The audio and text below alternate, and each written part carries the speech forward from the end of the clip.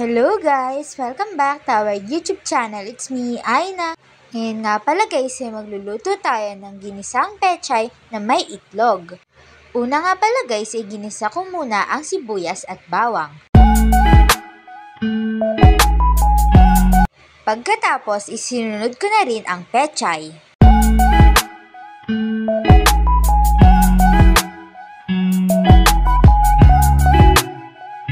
Tinimplahan ko nga pala ito ng betchin, asin at paminta.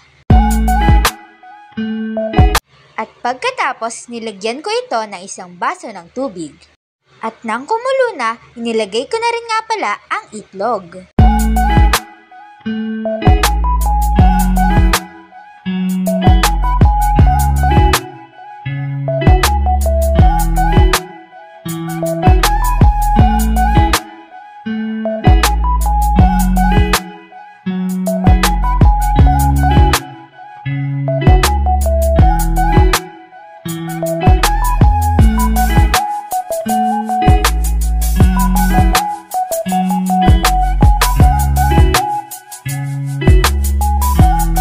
Ayan guys, eto na nga pala ang ating ginasahang pechay na may itlog.